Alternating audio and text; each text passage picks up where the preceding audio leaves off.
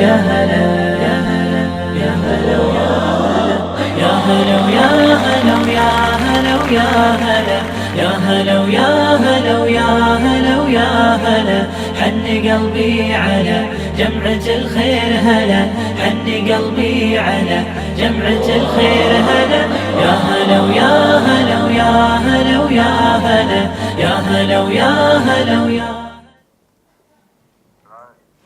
Bismillah ar-Rahman ar-Rahim. Assalamu alaikum. Welcome to the program. It's a Wednesday morning and we have a jam-packed show and a jam-packed studio.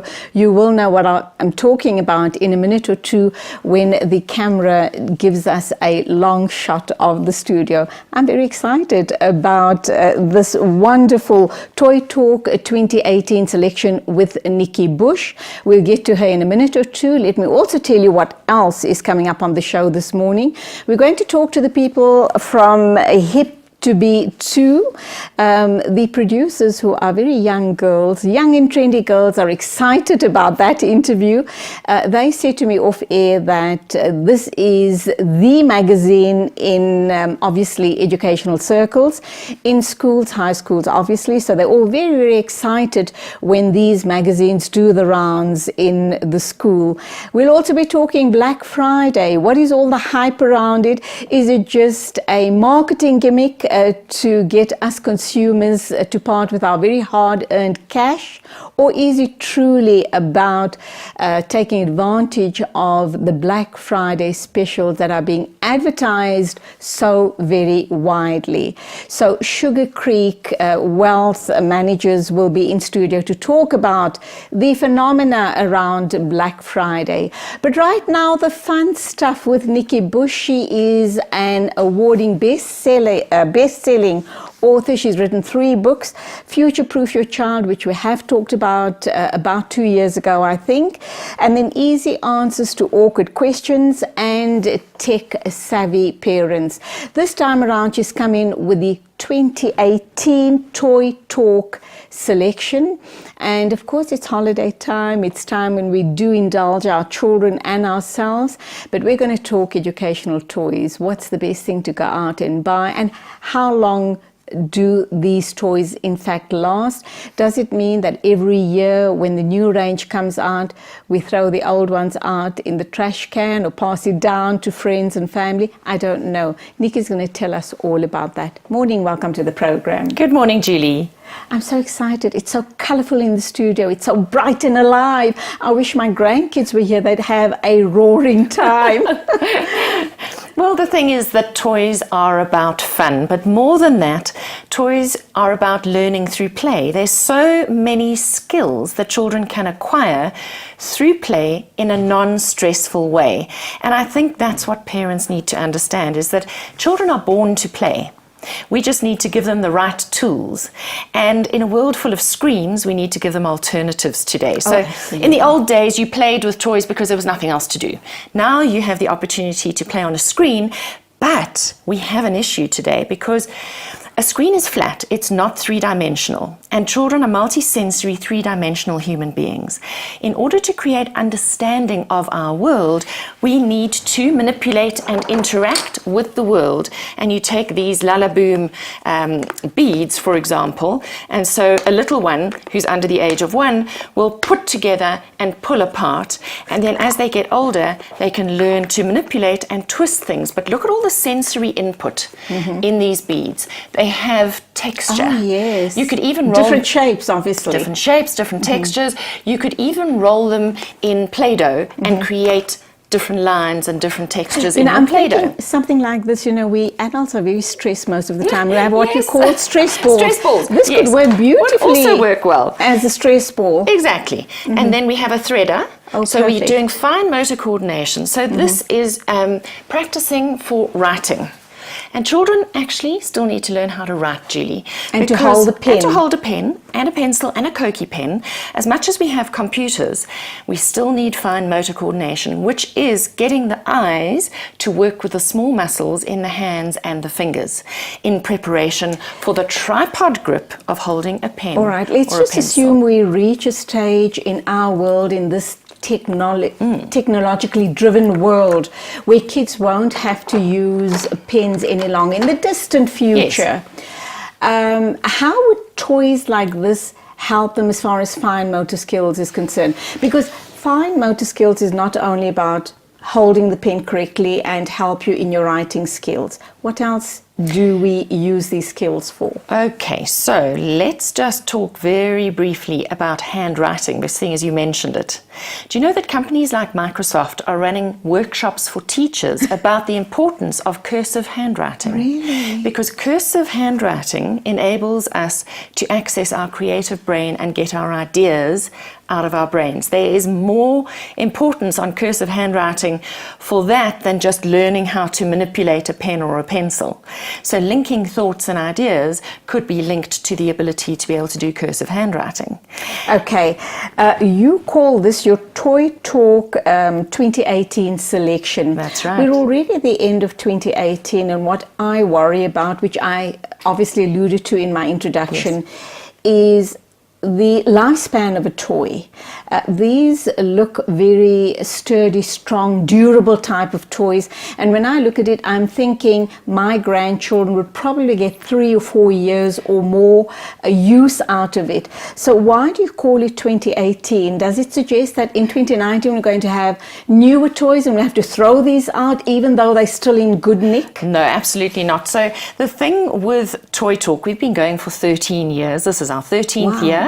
Every year I watch the trends in the toy industry. So all the new products coming into the industry over about a 9-10 month period, we test everything that we're recommending. So we look at hundreds and hundreds of items, we play with them, we test them.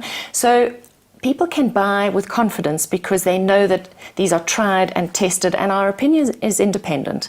So nobody pays me for my opinion other than the public. Okay. And what we try and do with Toy Talk is that while toys must be entertaining and engaging, they must also be educationally sound. Children must be acquiring skills by interacting with these toys. So why is it called Toy Talk 2018? Well, this is the research we've done for the year of 2018. Okay. It doesn't mean you throw the baby out with the bathwater at the end of the year. These products will still be available for sale next year. It just so happens that this is the gifting season for 2018, when people are out buying toys very specifically for children. Whether it be for the holiday season or Christmas, it doesn't matter. Everybody is investing in toys and games at this time of the year. You may be going on holiday and you want to take something with you that is going to be interactive for the whole family, that you can have a family game and you can create what I call warm, fuzzy memories with your children. There's nothing here today that would go out of date within a year or 2 or 3. You would still have as much fun with them in a year or 2's time. When my kids were growing up, my husband was into Lego and we bought lots. In fact, as we speak, I have a huge big bucket full of Lego, which our grandchildren play with when they come home. And I thought that was a brilliant investment. Could you say the same about these type of toys? So there are certain toys that are heirloom toys. Lego would be an heirloom toy. It is as constant and consistent, even though they come with refresh every year and different sets, you can keep adding to it as the years go by. The same with a train set. Every child needs a train set. They need building blocks. Every child needs a doll of some description at some point in time. Every child needs something to kick, something to ride on, something to hit, puzzles to build. So puzzles are like books. You need lots of them to keep children coming back for more. And heirloom products like Sylvanian families and little woodsies, which are, dolls' houses, and then little collectibles, little families, the chocolate rabbit family, for example. But there are maybe 15 different families you can collect and all the different furniture. Some of these things are heirloom products, but children need freshness every year to keep them coming back for more. Okay. All right, so what has excited you? We kind of absolutely surrounded by the most amazing, colorful toys. Really, it's like being in a toy shop and just going absolutely mad. And this is just a handful. Right. There are 50 on my list for people in different age groups. So age groups are important. Right. What has excited you the most of all the bits and pieces that you brought along this morning? Well, if we start off with the babies, we've mentioned the Lullaboom beads. This one here is the number crunching squirrel, and this one is from VTech. And you feed the squirrel. This is about numbers. So and the age group target? And the age group here is going to be about the 10-month to 2-year-old. I'm so hungry, he says. He says 1, 2, Okay. 3. Okay, and then he tells you, can you feed me a red strawberry? So we're doing colour identification as well as number and counting. Okay. And when you press his tail, he spits out, he empties his tummy, and he plays music as well. So he interacts and engages with children around colour and quantity.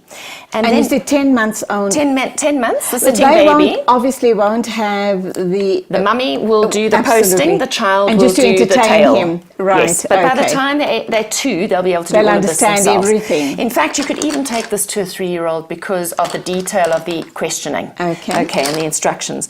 Every child needs construction toys. This one, once again, has got some interactivity.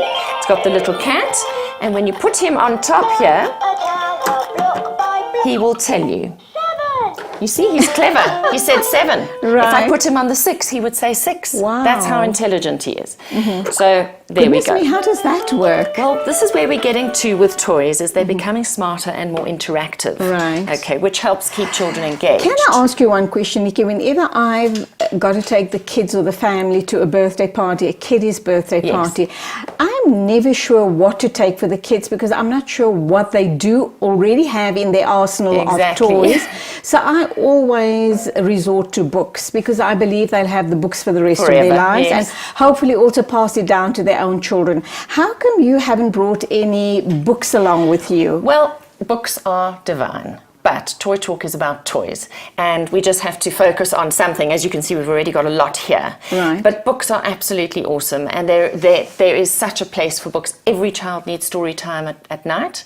In order to develop a love of books, they need books. And do you have books in your 2018 collection? No, I don't do books. I do toys Only in toys. this particular collection. Okay, yes. we've got a minute left to our Right. next ad. So do you want to talk to us quickly about one other Yeah, so item? like I was saying with books, you need lots of puzzles. Okay. So these are the touch puzzles. So feel that there's lots of yes, texture. texture, fine. Puzzle building is very important because when we put things together and take them apart in the real way, this is different to building a puzzle on an iPad or a tablet. Why?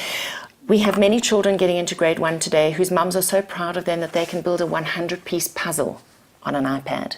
But then the teacher gives them a 24-piece puzzle in real life and they don't know what to can't do. do it. Spatial planning, manipulation, part And also whole, minor. putting things together, taking apart, fine motor coordination. It's all about using the body to do stuff.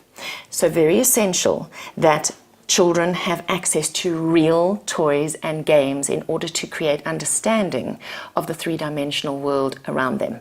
Nikki, what if we don't expose our children to all this weird and wonderful stuff that you're talking about, texture, tactile, fine, gross motor skills, etc., etc.? Yes. Let's assume you do have children who are not exposed. How's that child going to cope educationally and socially going forward? I'm just trying to think of the negative impact on the child.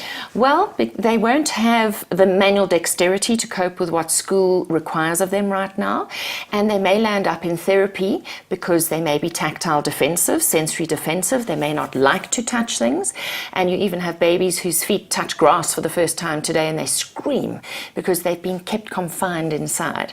And children need to learn, for example, how to push and pull things and how much pressure to exert. So Play-Doh, for example, is one of those manipulatives that teaches children exactly that. And we need our children to have all their senses stimulated in order for whole child development to take place. If you don't know how hard to press this or how hard to kick or hit a ball, when you write with a pen or a pencil on paper, you will probably press too hard and tear the paper. So therein lies the translation. And playing with shape, colour and quantity, that is the precursor for reading. Shapes are all in the letters of the alphabet. Okay, let's go for our first ad break. We'll be back to talk more about all of these weird and wonderful stuff we have in front of us, and then you'll also give us ideas of costing and where to buy the stuff. I bet you and I didn't know all of this stuff when we were growing up. I think we weren't even privy to educational toys. We're only hearing about it in the past 10 or 20 years. The only thing I can remember is having a little doll. That's about the sum total of my collection, but more about toys after the ad break.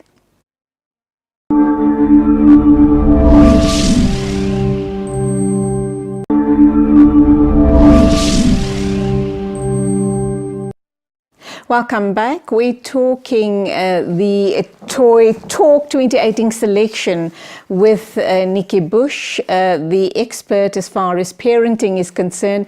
As I indicated in the opening, she's written 3 books and she's here to talk about the Toy Talk 2018 collection. And as you can see, the studio is absolutely a blaze of color with the amazing toys that she has on display, and it is targeted at different age groups, obviously with children. Nikki, how would a mom know? Let's assume she's got a half a dozen children, in different age categories. How would she know what would be the right type of toy to buy for the children, the different children? And I know you're probably going to say they will have indicators of which age group they targeted on the box, for example, but still, how will you know this is going to serve a child well? And we know children are different. Some of them have different strengths and weaknesses. And interests as well. Yes. Right, so, that's one of the reasons why I've been doing Toy Talk for all these years, is because it is confusing for parents to choose toys. When they walk into big stores, there's 150,000 line items and they go, they're so confused and overwhelmed. So Toy Talk is really a short list of highly recommended items. I've done the pre-shopping for you, and we've categorized them into 0 to 2 years, 2 to 4, 4 to 6, 6 to 10 years, and 10 years to adults. All those categories appear on my nikkibush.com website, and when mums click in to the website and get onto the Toy Talk page, they will find each section has 10 products in it. We don't sometimes agree with the ages on boxes, so we've already checked that out. There are 10 products in each age group, and we have created videos for each product, showing us playing with each product so that you get a good idea of what the product can do and why you should buy it for your child.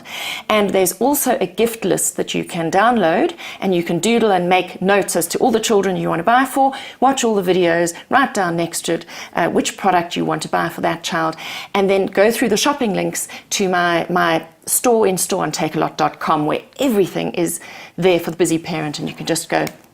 Are these not available in stores? They are available in stores as well. Okay. But if you go straight into my website, I've created a store for easy shopping. Okay, just a minute ago you said, you spoke about the different age groups, and you said 10 to adults. Yes. I do know we have toys for boys. Yes. But what's this 10 to adults? What type? Are we talking puzzles, etc.? We're talking all sorts of things. So here, for example, this is the sock game. Okay. And this would be a fantastic family board game. There's the little spinner, and when you play this, it's a team game, and we're playing without the sense of sight. And that little spinner over there, we spin the spinner, and it tells us that if you and I are both playing against each other, first person to find the ping pong ball will move around the board, but I can't see what I'm doing. So we've taken away one of the senses, and now I've got to find maybe a domino.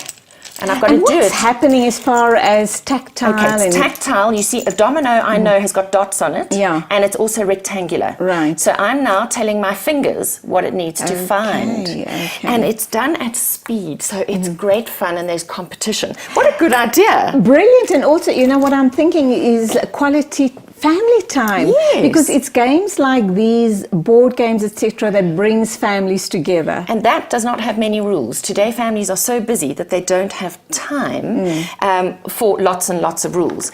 Well, here's a really fun one for families as well. Now, we talk about fine motor control when it comes to handwriting and using these 3 fingers to hold a pen or a pencil. This one is called bed bugs. And it's a vibrating bed, and these bugs are going to jump up and down, and I've got to pick them up while they're jumping, and I've got to pick up blue, because blue is, Michael, it's not as easy as you think, you see, because because I've got to be very focused. So obviously this is not for the little ones. No, so we started on family games. So this one, you could play slowly with little ones. So a 6-year-old can do this without the bed vibrating. Okay. But when you get to 8, 9 or 10, you might want more competition. Right. Where we can play against each other. And where you've got the added interference of the vibrating bed. But what fun. Once again, the sock game and this game, 10 minutes. And you've had some family fun. You've put a smile on people's faces. You've interacted. You've looked at each other face to face. Isn't that important in this day and age? Right. You're very excited about that, are you not? I am. It's about baking of croissants and muffins. Yes, and so this is the Play-Doh magical oven. And here, so it comes with 6 pots of Play-Doh, and it comes with all these pretend play attachments. Look here how I have made croissants.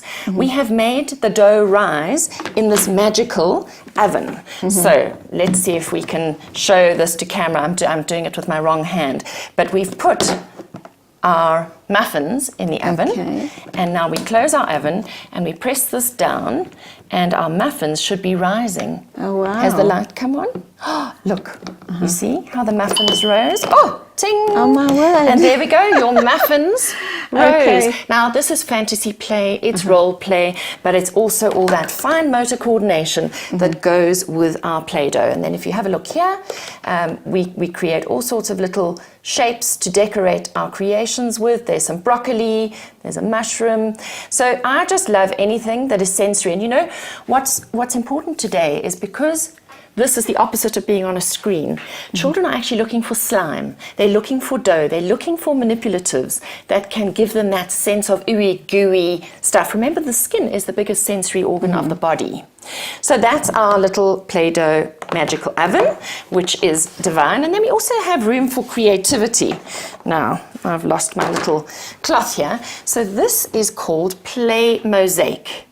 And these are made of cornstarch. A little bit like, you know, flings, those dreadful chips that children love. Okay, so all you have to do with this to create, now these are cards. You can have 6 children and 6 cards, because it comes with 6 cards, playing together, doing a holiday activity. Here's a completed card. Again, age group? Age group here is going to be anything from about 5 through to about 8 years of age.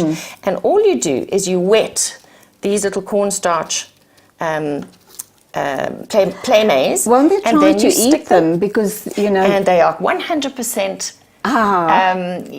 the children can eat them. They are so safe. Okay, perfect. When I first had this demonstrated for me, the guy actually sat and ate them in front of me.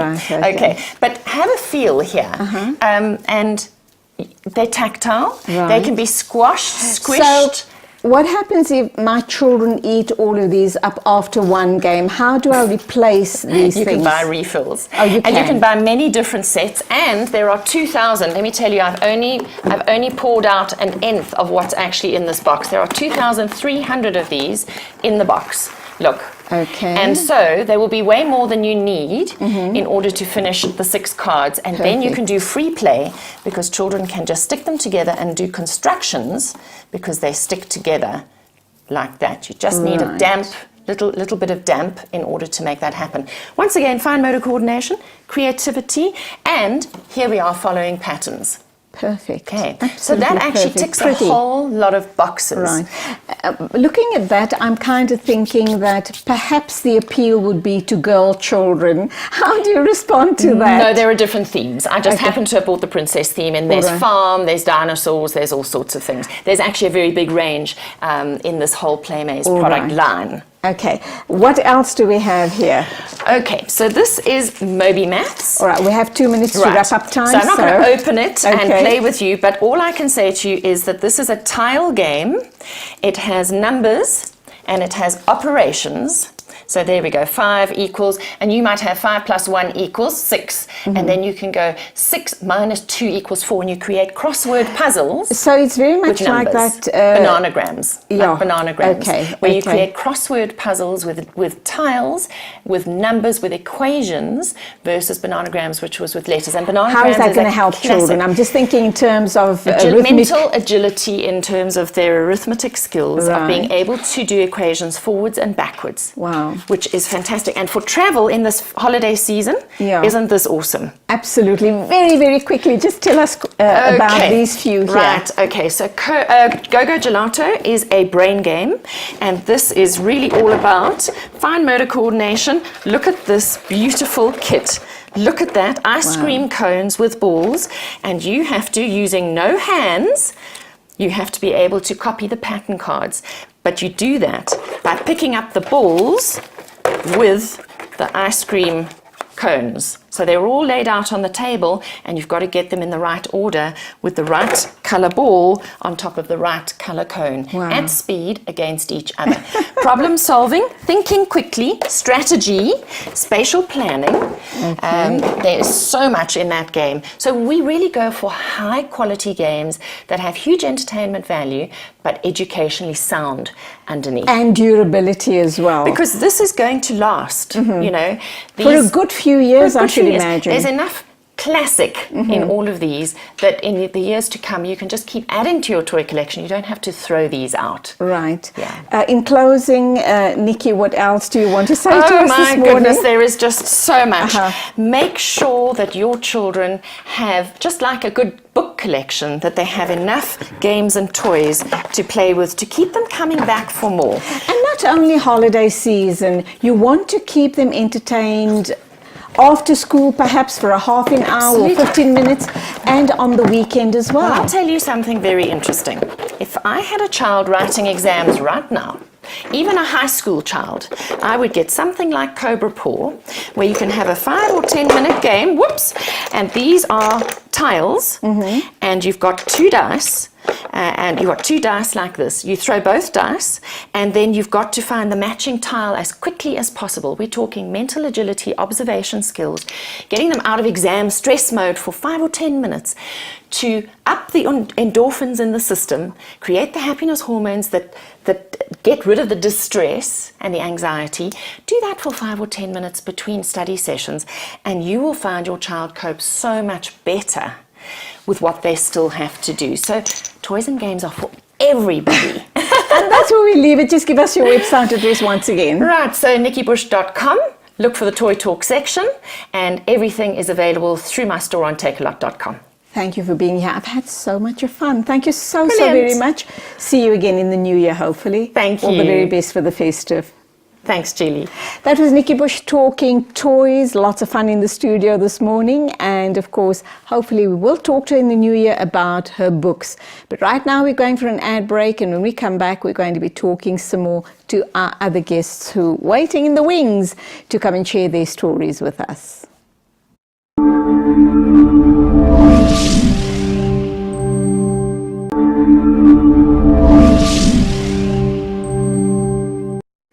Oh, I had so much fun with Nikki Bush and the toy collection. I could have sat here all day just hearing about these amazing educational toys, and of course gives me wonderful ideas about getting gifts for my little ones. But from toys and the fun stuff, we're now going to talk wealth creation. If you have the right wealth manager managing your portfolio, who knows where it can take you. But more than that, we're going to talk about this phenomena called Black Friday. Is it just a marketing gimmick? Just another one of those gimmicks that's going to try and get you to part with your hard-earned cash? Well, Gugu Siziba from Sugar Creek Wealth, what a beautiful name, Sugar Creek Wealth, is here to talk to us about financial planning and Black Friday. Morning, Gugu. Welcome to the program. Morning, Judy. Thank you for having me. Lovely to have you here. Now, I know you come from a financial background, that is financial planning. That's what you studied for. Yes. You've now become a wealth manager at Sugar Creek Wealth. What is a wealth manager? A wealth manager is literally someone who looks after your finance. What I would say is we call ourselves wealth doctors. By wealth doctors, we're talking about when you go to your doctor, what do? You go there, you don't know what's wrong with you. The doctor sits down with you, they diagnose you. After they diagnose you, they give you a prescription, they see what's wrong with you, and they give you a prescription. So that's literally what we do. We look at your finances. Where are you financially? Where are you going right now, and where are you coming from? And then we give you a prescription. We give you literally a financial analysis of your finances, and then we give you a prescription, what I call a prescription, which is a financial plan of what you should do to get where you want to be with your finances. So that's literally what we do. We are literally managing your money. We're literally creating wealth for you. That's what. And there's this constant, obviously, interaction between you and the client, Yes. just to keep them posted, Yes. probably on a 3-monthly or a quarterly basis, I should imagine, Yes. or maybe even more regularly if the need arises. The thing is, with our clients, we have a very close relationship with our clients. So once you become a part of our team, what happens if you have a problem, if you don't understand anything, you can call me. I'm available anytime. But usually we review our portfolios quarterly or annually, and we look where you are now. Is this where you're supposed to be? Has anything changed in your life? Are we supposed to change where you are because of life events? So that's what we literally do. We do keep up with our clients. We're going to talk Black Friday in a minute or two, but whilst I have you here as a wealth manager, let me just pass a couple of things by you. We've had lots of problems. We've had the Steinhoff debacle. Yes. We've had the VBS Bank debacle as well. And at every turn, we seem to be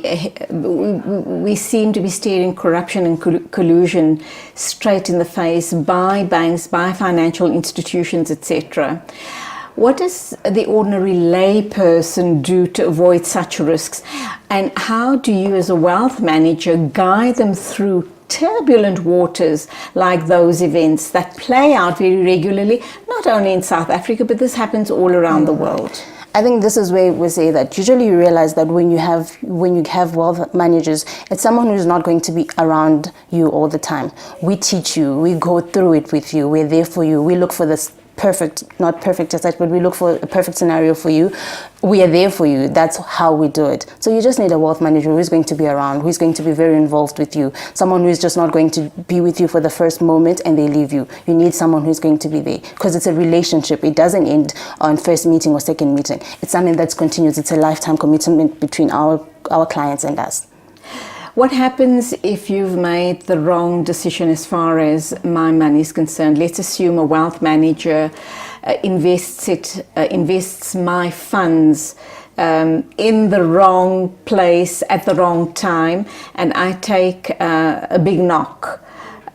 What happens then? I mean, do you take the knock with me, so to speak? The thing is, we do have these things happen. So when you actually take out, we do a risk portfolio. We do look at your risk. Are you a risk adverse person, or you actually want a lot of risk? When these things happen, we look at it. Remember, I said that. You need to understand that you're going into a risky situation. You need to understand you're going into a risky situation. Anything can happen, and we cannot guarantee because the markets fluctuate. So what happens? Remember, I said that we've got a relationship with all our clients. So when we do that review, we look at the funds. Are the funds performing as much as we expected them to be? If they are not there, we then move you to a better fund. So basically, you don't give me any guarantees. You do assure me that you're doing everything in my best interest. Yes. But there's no guarantee. There is no guarantee because of the market fluctuations, and that's beyond our control. Absolutely. Yes. Absolutely. Now, Black Friday, what is Black Friday? It seems to have taken South Africa by storm over the past few years. Yes. But as I understanding, this has been happening in the UK and in the US for many, many years. Yes. And when you talk about overseas markets, so to speak, when they talk about sales like Black Friday, they are absolutely genuine. What is Black Friday? And are the Black Friday and any other sales in South Africa genuine? Are they just a marketing ploy to get you into the stores? Actually, so like you said, what is Black Friday? Black Friday started in the USA around the 1952s. So what happens with Black Friday, it's the day that comes after Thanksgiving, which is the fourth Thursday of November. So it marks the beginning of the Christmas season. So what happens is people getting discounts to buy for Christmas season and everything like that. And those are genuine. Those are genuine sales. And then we come to South Africa. It started about 2 years ago. And Africa is no. And actually in Africa, it's actually genuine as well. They're very genuine. Especially in South Africa? Yes. I'm not sure I can agree with you. You can check. It's very genuine. Maybe I'm going to the wrong stores. It's not that you're going to the wrong stores, but maybe it's when it comes to Black Friday, you need to plan it and actually look at these stores. Yes, some are going to have that 10 Rand discount or whatever, but there are those actually that put it in place, and it's very genuine in Africa, and it's something that is also boosting our markets in Africa as well. because if you look at the macro case, let's say for macro, last year they recorded about 1 billion over a 5-day period because they start their sales on the 21st to the 25th. So it's actually very genuine. So is this in preparation for the festive shopping period? Because after the Black Friday event, I've also heard that retailers last year complained that they didn't see the normal Christmas rush, so to speak, or the festive spending that they were anticipating. Okay. But I think what they didn't take into account was that the rush or the spending happened over the Black Friday period. And as you rightly say, it's not a one-day event. South Africans have jumped onto the bandwagon and they've created an entire week. So it starts from the beginning of the week and ends at the weekend. And that's when they then probably do the entire year's end of year sales and takings. Okay, you see, with Black Friday, the whole point behind Black Friday, you need to realize that from the month of November until like February, it's a purchasing slump, which means there are very low sales. So the whole point of Black Friday was to motivate people to buy during that period. As much as it's motivating people, they are still going to be relaxed when it comes to spending. Even after the Black Friday, it's a rush. It's that impulse buying. Then afterwards, it goes back maybe to the normal purchasing, to the purchasing slump that's always there. But you still get sales in December. You still get sales in January. So, but Black Friday is the big one, obviously. It is the big one, but there's still those big Christmas sales. I think in the grocery, like when you do your groceries, there are very big Christmas sales in that sector. Black Friday, I would like to say, let's concentrate it with if you want appliances and everything like that. That's where you can get the big discounts on Black Friday. How do I do my homework for Black Friday? I know that I am truly getting value for money. Let's assume I need a couple of kitchen appliances, maybe even some shoes and clothes. What's the best way for me to do my research to make sure I go to the right store, not waste time and not waste unnecessary money, and buy what I really need, and also know that I'm getting a bargain? I think what you should do actually is look at before Friday, before the Black Friday event, have a list of all the things that you want. What do you want to buy during this period? What do you want at a discount? Look at shop A, shop B, shop C, shop D. So you go onto the website. Yes, go onto their websites and then compare the deals that they have. And then when you compare the deals that they have, maybe shop A has this TV that you want to buy. Then go to shop A, knowing that you're going to get a TV. If you're going to shop B and you're getting pots there, go to shop B, you're getting pots there. Don't go there and start buying things that are unnecessary, that you don't even need. And now because of impulse buying, you're now buying things that you're going to use for a week and then you're going to leave. So just draw up a list of everything you need, compare the prices and compare the deals that you're getting from each and every shop, and then you go straight there to get exactly what you want. So it's all about doing your homework. You need to do your homework. We are at risk of getting involved in impulse buying in a situation like this. The moment we see sale signs, the moment we see those magic figures on an item, a 50% discount, 20% discount, we get sucked in, and then we throw caution to the winds. Do you have any tricks or any tips to give us not to get sucked into buying unnecessary items which we're never ever going to use, and eventually having to pass down, and in the process having thrown money away?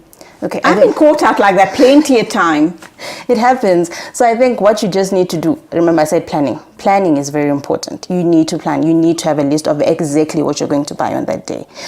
And you have to stick to that list. There is no two ways about it. You have to stick to that list and don't go astray. All right, so you're talking discipline. You need to be disciplined.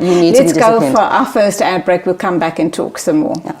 We're talking Black Friday. Is it a gimmick? Is it genuine? And Gugu, our guest from Wealth, Sugar Creek Wealth, is assuring us that it is not a gimmick. I guess some stores would take advantage of the fact and obviously mislead you and probably give you just a small discount. But she does say that it's pretty genuine right across the board. And this is when you should go out. Firstly, do your homework, go out and buy all of the things that you need, not want, the things you need, and you will be in a good space. Don't go away. We're going to talk some more right after the ad break.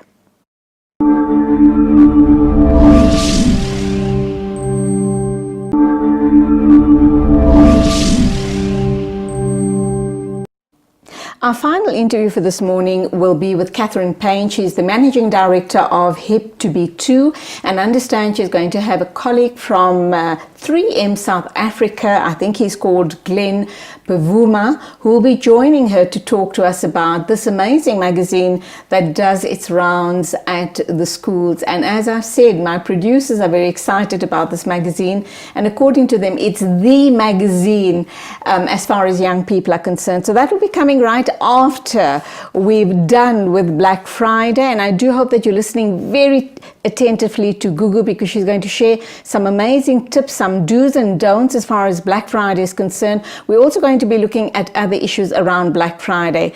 I should imagine, Gugu, that lots of online buying is going to be happening at this point.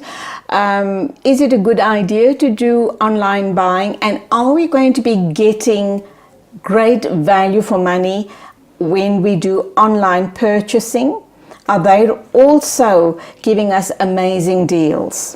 You realize with most retailers, they actually have the same deals with online buying and actually going into the store. So it's actually very wise. It's wiser for you to use online buying. 1, you're avoiding the long queues. 2, you're avoiding the crowds. 3, you're also avoiding being pickpocketed, because you realize there are a lot of people, that happens. Yes. There are a lot of people around you, you don't know who's going to pickpocket you. So online buying is actually a very good idea. Sit at midnight on Friday, 12 a.m. sit and start picking your things, and you also get the better deals. The early worm also always gets the early bird always gets the worm. So do that, do online buying, but avoid bogus sites, because what happens is other people are also going to be trading on these platforms for Black Friday, but it's bogus. So you need to stick to what you know. Stick to the online shops that you already know. Your major retailers. Yes. How will I know? Let's assume that I see an amazing deal online. How will I know? And let's assume it's not one of the big retailers. Is there a way I can check out whether that's a bogus site or not? It's actually very hard to actually check, for you to check that it's bogus or not. You just realize that your money is gone after you've already purchased. So you need to be very careful. That's why I'm saying stick to the big online stores that you already know about. Those ones are the better way. You're safer. You're not going to lose your money to someone. So just stick to that and get your stuff delivered to you in the comfort of your home. What about guarantees and warranties on big ticket items like stoves and microwaves and all of your big appliances, TVs, etc.? You need to realize you still have the same rights as a consumer. Doesn't matter that it's half price. It doesn't matter that it's half price. It doesn't matter it's Black Friday. You still have those rights. So even if anything is to happen to something that you buy on Black Friday, you need to go back and take it back. Don't keep it because you bought it at half price. No, you have the same rights and you have the same guarantees and warranties. It doesn't matter if it's Black Friday. It doesn't matter if it's on a sale or anything like that. I'm one of those overcautious people. I've not to date bought anything online because I'm afraid it might be a bogus seller, or alternatively the item might arrive and it's not really what I was looking for. Yes. And I always worry about now having to send it back and interacting with the retailer. What I also worry about is, what if the item that you've purchased is damaged? What do I do in a situation like that? So here I buy a half-priced item online for Black Friday and the item is slightly scratched or damaged. What rights have I got under those circumstances? You do have rights to take it back to the store, and they're supposed to replace it or refund you your money. So if anything is broken, if anything is scratched, you're not liking the condition that it looks, the condition that you got it in, it's not what, it's not what they advertise, and what you're getting is two different things. You actually have a right to take it back to them because you don't want it. Communicate with them and tell them, you know what, this is not what I'm getting. This is not the value that you guys offered me. So here's your product. They are supposed to replace it. Online buying is huge overseas. I think we're just kind of getting onto the bandwagon here. What do you believe is holding us back? Would it be one of the instances, just what I've spoken about, not getting what you've paid for? And what about the costs of the postage to you or couriering stuff to you? Let's assume it's not what I thought I was purchasing and I send it back. Do I have to carry those additional costs, the courier costs? Unfortunately for courier, you have to carry the costs of sending the product back. But it's worth it at the end of the day. It's better than having to keep something that's damaged and you're not even going to use it for a long time just because you're avoiding maybe a few rands for courier. So you do have to take on that burden, but I feel like it's worth it at the end of the day for you to get something that's better off.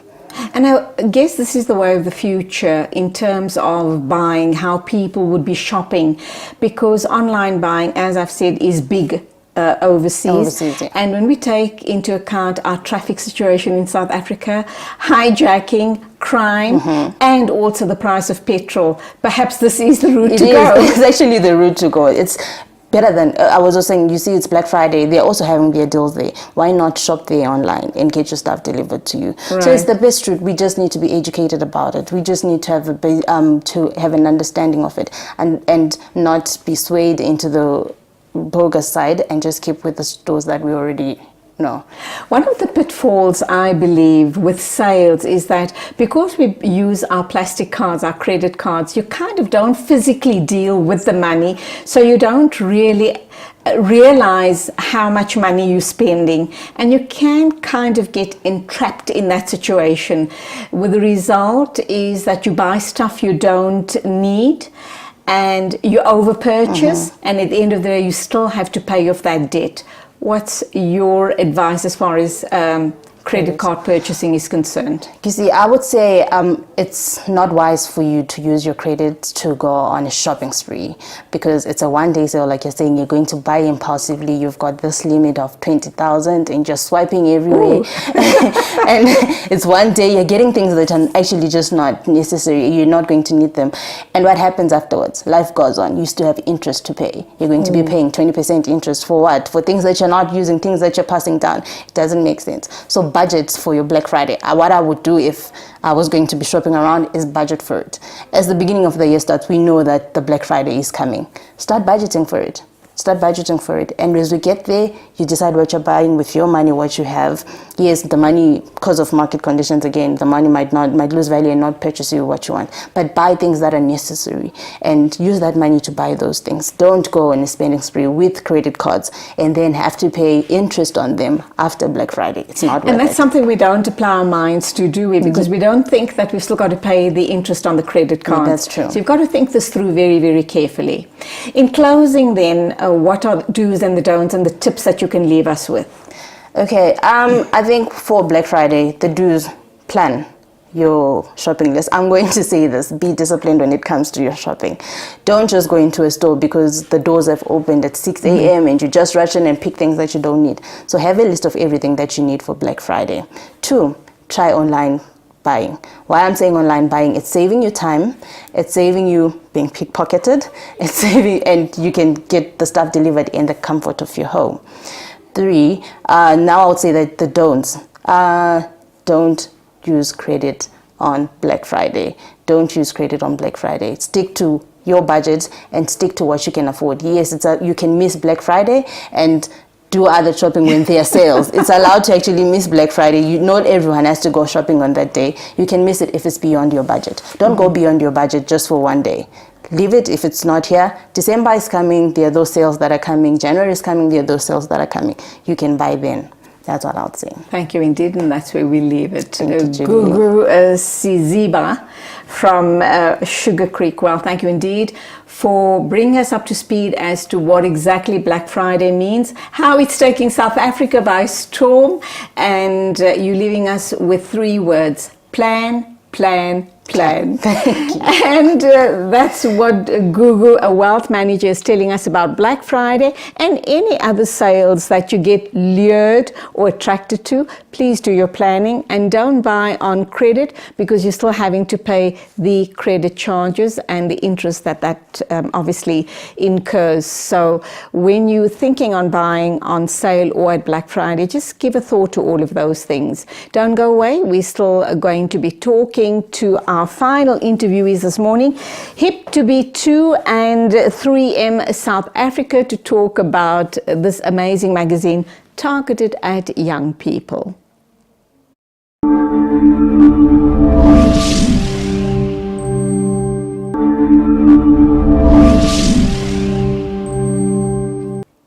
And welcome back to our final interview. We're going to be talking to the Managing Director from Hip to Be Square, and also Glenn Vuma.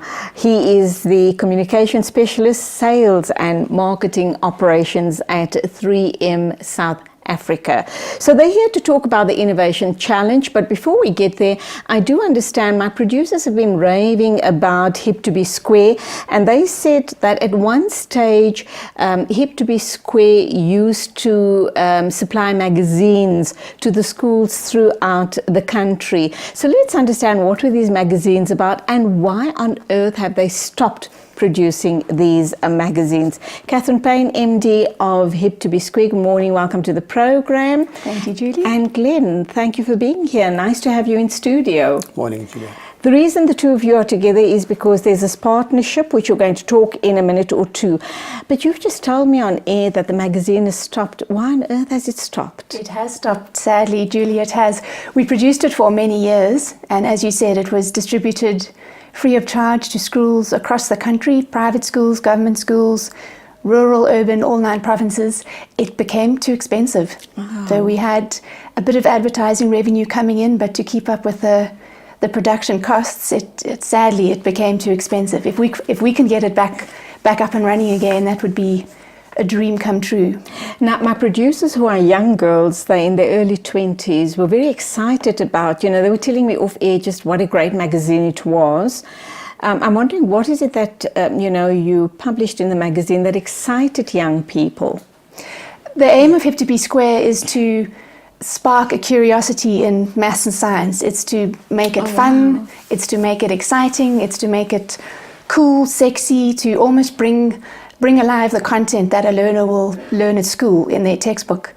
And each issue of a magazine had a theme, and we brought that theme alive through maths and science. So it was all about taking a topic, making learners think differently about it, think out the box, all different puzzles and games, and did you know this, and fast facts, and we packaged it in a way that would keep a learner's attention. So it was not long, lengthy articles, it was short, punchy articles. We used infographics, we used graphics. Each page was a adventure. It was an incredible magazine. And the target age for the magazine? High school learners. So the aim of Hip to Be Square is to, as I said, inspire learners in maths and science, and also to inspire them to choose maths and science as a matric subject. Because having maths and science as a matric subject, it opens up so many more study opportunities, Absolutely. Career opportunities. So we primarily targeted at grades 8 and 9, because that's just before you choose your matric subjects. But we find out from schools that they used to arrive at the schools and learners would hang on to them, then they would share them, or they'd put them in the library. The whole school used to read them. It wasn't specifically, that the language or the level wasn't out of bounds for older or younger learners. I see you nodding your head in agreement. Were you exposed to this magazine? Indeed, I think during my high school days as well, funny enough, I got exposure to it. And it was very cool for a young person to actually have or own that magazine. Wow. Yeah, it was very nice, I must say. Mm-hmm. And here you are sitting and talking about a partnership with Cathryn, which we will get to in a minute or two. When did you stop the magazine? And prior to you stopping, because obviously of financial constraints, how often was it sent out to the schools? We stopped it. It was probably about 5 to 6 years ago now, so a good while ago, and it went once a term. So we had a quarterly print run. Mm-hmm. Are you hoping to revive it at some stage in the future? I would love to revive it at some stage in the future, because Hip to Be Square, we had what I call a communication platform of various touch points, so various ways that we would reach a learner in their life. And of the range of all the touch points that we had a TV show, a radio show, brand ambassadors in schools. The magazine was our flagship. That was the one that was the sparkle in the stable. You need to be talking to the Department of Education and get them on board, and just let them understand the value of this amazing magazine, and let's get it back out there. Yeah, I do. Our children need this in their lives, obviously. I do. Okay, tell us a little bit about yourself, Glenn. You've got quite a fancy title with 3M. How long have you been with them? So I joined 3M in July. So 3M, I'm not sure if you know, but 3M is a global company, global science company. So we play in the spaces of healthcare, industrial, technology. So we help improve lives. So there's a saying that you're not always far from a 3M product. You're almost 3 meters away from a 3M product, be it in your car, be it in the road that you drive at home, So yeah, that's... Remind us of some of those products. So some of the products you probably I'm thinking sticky tape. Well, yeah, so that as well. I mean, in schools you find your Post-it notes. In your car, there's adhesives that we use to keep the car, it doesn't make sound. In the healthcare industry or in the theaters, there's, the drapings that we use. There's 3M technology in there that helps keep patients warm. Obviously there's sticky, plasters that we use. So that as well is also another product that we use. The scours in the kitchen, the scours pads that you use to wash your pots. So, those are some of the products that we use. Some of the other products that we use is on the roads. The road signage, so there's 3M technology that helps you, to see the road signs clearer or better as you drive at night or even during the day. So there's technology that helps it sort of become lighter. Right. So that's 3M science applied to that. Okay. So now you're here to talk about this partnership between yourself, Hip to be Square, and 3M. What is it all about? It's the innovation challenge. Who is the star? Well, let's ask the question, what is it? What is the Innovation Challenge all about? It's the Hip to be Square 3M Innovation Challenge. It's a concept that Hip to be Square and 3M came up with together. We've just run its eighth edition, and it's about bringing innovation to life, exposing young learners to the concept of innovation, to instilling a culture of innovation amongst South African learners. They have to identify a problem that they experience in their everyday life, in their community, in their home life, family, at any stage of their daily living, and they have to come up with a solution for it. And the solution has to be within one of 4 categories. So it's how to stay healthy, how to get from place to place, how to make everyday living easier, and how to make everyday tasks easier. I've said that one. And it's a partnership with 3M. We aligned our brand goals, we aligned our organizational goals. 3M want to expose a younger generation to the concept of innovation, to educate young people as to the ideas that 3M have had. They have hundreds of global patents, and it's also to bring maths and science alive, and that's where it ties in so neatly with maths and science, because these learners will learn maths and science in the classroom, but they need to know how they can apply it. They need to know that some of the world's not only greatest inventions, simplest inventions came from applying your mind, a scientific solution or just a mathematical application. And 3M have got, as I said, hundreds of patents. So it was to show learners that science is accessible, maths is accessible. This is what a company like this can do. It's to expose them to career choices within the fields. It's to show them, bring these products alive, so they have to come up with all sorts of ways of using 3M products. And it's to also, on a team level, they have to work in teams and in pairs. It's to make them think out the box. They've got to work together. They have to come up with ideas. They have to be able to plan. And I should imagine it also gives them a glimpse of the real world. So this is what my work life's going to be like if I do go out into the workplace. So, and I do know that this challenge is running not only in South Africa, it's running throughout Africa and other parts of the world as well, because you are global, are you not? So 3M runs it. It's not necessarily an innovation challenge, but there are science related concepts or innovations or challenges that we do from a global perspective that we put to the schools with obviously the STEM element into it. Yeah. Why are you excited about this challenge in South Africa, and which are the schools that are being targeted? Because sometimes you hear about all these amazing concepts by either overseas NGOs or NPOs, etc., but they target only specific schools, and the rest of the population get, they're out of the picture. Yeah. So I think from a 3M's perspective, we always look at previously disadvantaged areas. So we run the challenge nationally. But I think from this year, we had to tone it down because of obviously time frames. So for us, it means, it's always good to see science being applied, to life, in real lives, in the kids, in the communities, having those solutions. Because like I said, we believe that science is not science until it solves a solution.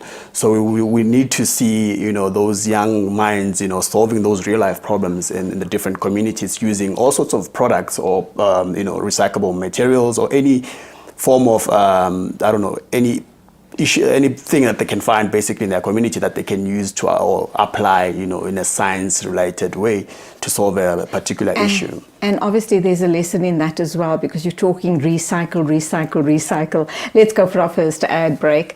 I am talking about the Innovation Challenge with Cathryn Payne from Hip to Be Square, and obviously it's in collaboration with 3M South Africa, and Glenn Vuma is representing 3M in studio this morning.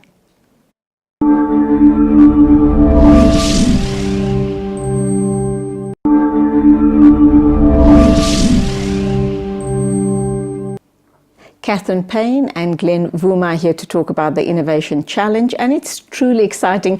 Just the little that I've heard here excites me, and I'm just thinking about the amazing opportunities that this affords young learners in schools all around the country.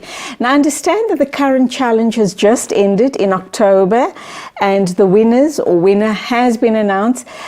What was the challenge? How was the winner chosen? Why did you pick that particular winner? What was so amazing that he or she has come up with, and what was the prize that they walked off with? So who wants to start here? I think you can go first. I'm happy to start. The Innovation Challenge, it kicks off earlier in the year. We put out a call to entry in probably May, June. We kick off the year's events with a series of information events for teachers. So every year we decide which provinces we're going to run it in, and in the various selected provinces we have a team that goes in and holds information events with teachers to explain what the challenge is about, to open their minds to the concept, because we rely quite heavily on teachers and schools. We ask of their time, so the earlier on in the process that we get their buy-in, the better it is for the competition, and it certainly influences the number, not only number, but the quality of entries we receive. So the call to entry can go out, and then we shortlist all the entries. The closing date is in September, and we have a team that picks the shortlisted entries, and then we choose 3 finalist pairs. Learners have to enter in pairs. That we bring them up to Joburg for 4 days, and they spend time learning. What an adventure! Some of these learners have never left their hometown. Absolutely, so they've never either got on a plane or they've never put their school uniform on and travelled on a train or a bus. So it's a huge adventure for them. Absolutely. They stay in a hotel. We get sponsored nights in a hotel. They stay in a guest lodge. It's very exciting for them. Hugely spoiled. So what stood out for you for this year's winners? What was it that kind of spoke to you, especially with being at a company like 3M? You're all about innovation and cutting edge technology. I think for me, what stood out, mind you, I was not one of the judges, but I had to go through the finalist entries just to get my head around it. But I must say, based on the submissions or the finalist submissions that I scrutinized or sort of went through, it sparked the level of interest in the communities. We're sitting here in Joburg, and there are people in different rural areas that sort of think out of the box to solve real life issues. I'll take for example one of the finalists or the winner. They came up with a fire extinguisher robot, obviously after what happened, quite recently in Johannesburg. Yes. So they sort of created something that was, for me, it was unusual. Maybe there are products out there or maybe inventions out there that are like that, but for them to actually go through that process of designing this, robot that would actually extinguish fires. How big was it? It was actually this size. Actually, right. It was not as big, but I mean, for the concept behind it is quite big, I must say. So that was mind blowing. The other two and were it more. Actually put out fires. Well, from the concept, yeah, Yes. it would actually put out fires. Okay. It could actually drop tanks. I think it would be easy for you to actually see it, when the team demonstrates it. The other two were more on the recyclable side, so energy saving. They came up with a litter bag, which was quite cool as well. So as you walk and eating in school, you actually have a sort of a bag with a bin, behind you and stuff.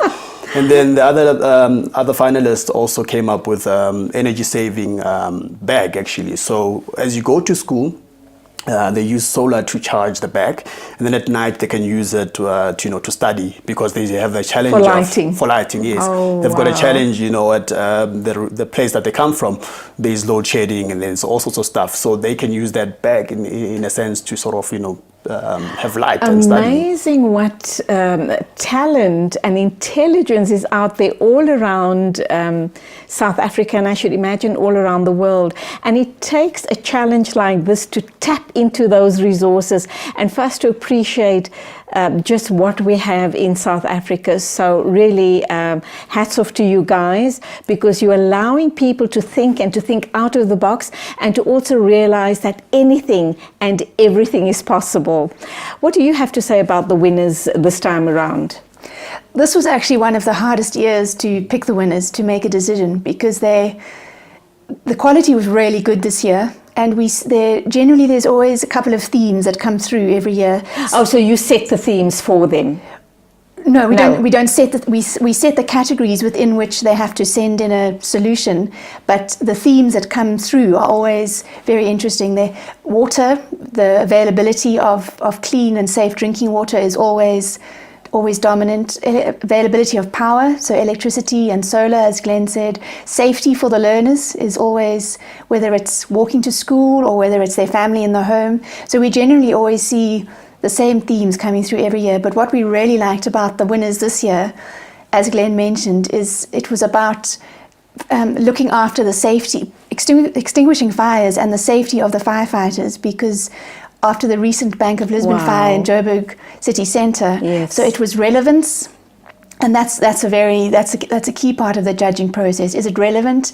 Is it possible to develop it further? Has it identified a need? Does it solve something? So it was so top of mind. So that was the brief. Yeah, they need to apply their knowledge of maths and science from school, so they have to base it on solid principles. They have to be able to explain the idea and the application of maths and science, and what they'd use, how do they come across explaining the idea? Because I should imagine that's the hard part.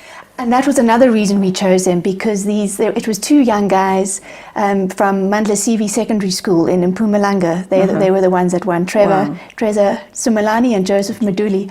And they were passionate, and they didn't just come up with this idea for the challenge. You could see that they're the guys that take things apart, they tinker, they rebuild, they think of another way of rewiring possibly Dad's radio, whatever it is, they love it. They were passionate. I'm hoping it doesn't stop here, because now you're talking about two amazing youngsters who are showing huge potential. I mean, they could be our future scientists, up and coming scientists in South Africa. So do you kind of earmark them? I should imagine they're young teenagers, and you just don't leave it there. Here they've won this prize, and you're going to tell me in a minute what the prize was. But earmark them, give them further support, possibly mentor them, and see them into university. And they could be leaders in technology or whatever field we're hoping to produce here in South Africa. So I think that's what we sort of long-term plan. We want to take this further, because obviously with partnership with the government, we want to sort of help them or assist them to move their inventions further, which is ultimately going to be a good thing for us, because would have taken them from wherever they come from to at least elevate them to be exposed to the real world. So I think with those partnerships going forward, we want to see them going further than this. Yeah. Because you could be assisting in really young, bright minds and future leaders in South Africa in the different fields, in corporate, in technology, in science, and everything else. What did they win? The winners, they each won a brand new iPad, which they couldn't wait to get their hands on. I'm sure. And each place, the first, second, and so they each win a prize, and then they win a cash prize. The first and second place, and their teachers. Going forward, what happens to the current winners? I hope you don't sever your relationship with them. That is going to be ongoing, because they show huge promise, do they not? They show huge promise, and one of the goals of the competition with 3M and Hep2P Square was always to give them a platform to shine. So it's always meant to be a springboard. They have an interaction with this competition, and they're excited, and they've had this platform to shine. They get this exposure, and we really do need to find partners that can help them, that can mentor them, guide them. And apart from all of that, I'm just thinking, going forward, let's just assume for some reason, I hope not, but for some reason this partnership does kind of end. If they just put that on their CV at some later stage in life, just imagine how that's going to push them forward. Because you're going to sit back and think, wow, this young person at age 14 or age 12 was involved in this challenge, and this is what he or she put forward. So here's an amazing opportunity to enhance this person's learning even further, or he or she is going to be an asset to my institution.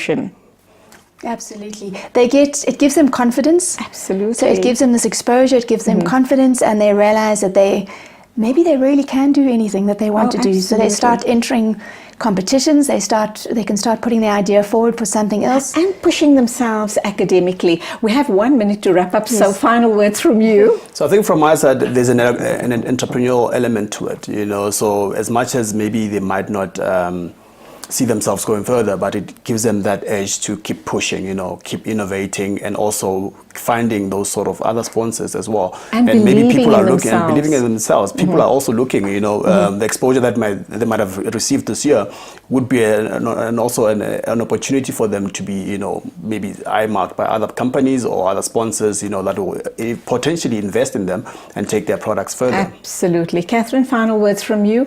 Anything very important that you'd like to leave our viewers with this morning? It's all about, as Glenn said, believing in yourself. I mean, think what you can be. Think what you can be. That you've had this idea. You can take it forward. You've been exposed. You've come up with something that has won you recognition, and you were shortlisted from a couple of hundred entries. So they're exceptional young people, and it's amazing the talent that you find in this country. And if you just find them and you give them that push, and you can guide them a little bit further, and you can potentially give them a bit more support that they might not have at school or at home for various reasons, they really can shine. Well, thank you, and I do wish you ongoing success with this, because it's truly making our young people believe in themselves and seeing that they do have the potential. And please don't leave it there as far as the magazine is concerned.